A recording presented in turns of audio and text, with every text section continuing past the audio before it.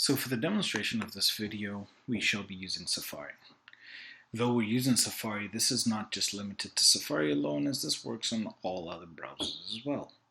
So to start off this video, we're going to do a field test, you could say. We're going to test out to see if this browser is basically prone to getting some ads. I'm going to go into some sites here that I know have ads. pythontips.com is one, and another one that I like is adsblocker.com/testing. It's another one that I use. It always has ads. So over here we can see that there's a placement here for ads and some ads there, but they haven't come up. You can see that the browser is still loading. Ads do slow down the browser. It's something that we inevitably have to deal with. So over here we can see some ads have come up and some more ads here. These are now random ads, but websites have what we call trackers. When you're on, let's say, Amazon looking to buy something, the tracker is going to be there seeing what you're looking at. And then when you come to a website like this, because you are on Amazon, let's say looking at a bicycle, this would probably be an Amazon ad asking you to look at a bicycle probably that you had looked at. This is a way to lure you back there so you just eventually buy it. But even if you still buy it, you still get the ad. And then here in pythontips.com, we still have some ads up there.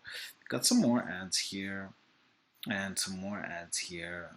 Oh, I think some more ads gotta load up there. I'm not quite sure. A placement here for ads that probably is going to load up as the browser is being slowed down by this constant loading of ads, right? Yeah, you see, just as I suspected, they're coming up here. All right, so ads will be there and the trackers will help make those ads smarter, right? So we're just going to close this, probably start just a new page there. So what we have to do is we're going to install DuckDuckGo. So DuckDuckGo is a website that is just a search engine like Google is, but it doesn't track you. And it has an extension that stops these trackers and also blocks these ads. So you do that just by going to the DuckDuckGo website. If it's the first time you're using DuckDuckGo or you go into this website, you usually get something that comes up right here telling you to just install the extension.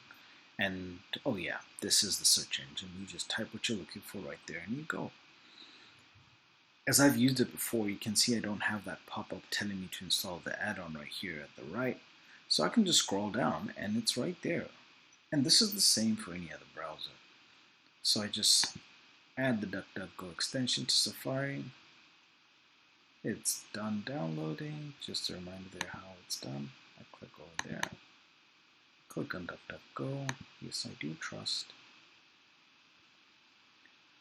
And yep, it's done.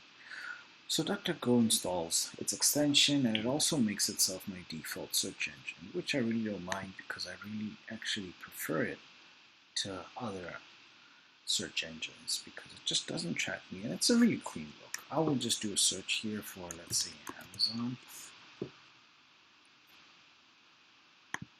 and it just loads up the same way Google would load up. It's just a nice clean display right there. So it's up to you if you want to use it or you don't want, but you know the benefits of using it. So now we're going to go back to those websites. pythontips.com. And the other one was ad blocker testing. So as these pages load, they won't have ads anymore, and even the trackers would be disabled. So now that placement is still there, but there's no ad. That placement's still there, but there's no ad. That placement will still be there, no ad. Placement is also there but no ad. That's just how it does it. On some sites it's even more effective. There are no placements. Here we can see we had an ad right there, but it's not there anymore. It's not even acknowledging that ad placement right there. It's just blank. And we can see now that it really is working. There are no ads there. Another thing that DuckDuckGo does, it has its little icon here where it tells you actually how it improves your site. It tells you the trackers are blocked. One Google and Twitter tracker that were blocked, and it just improved it to, they rate it from A to D, I think even E probably. And it just tells you if your connection's encrypted. This can be really useful for people who are maybe doing banking, and then all of a sudden you get into a website which is actually not encrypted, and that's how you'll know that it's not authentic. All banks do encrypt. Some sites they might have that little padlock, but it's not really encrypted, so you should just be a little bit careful about that. This is all encrypted. You can see that pretty good from a D to a B. Yeah, this was the site that had a bunch of ads, 18 trackers blocked, one from Google and a bunch of other companies I've probably never heard of. Yeah, so that's generally why I prefer DuckDuckGo, and this is how you can actually just get no more ads, stop all these trackers, and just enjoy using your computer again. I hope you've enjoyed this, and if anybody has any comments or suggestions, please leave it in the comments, and I will have them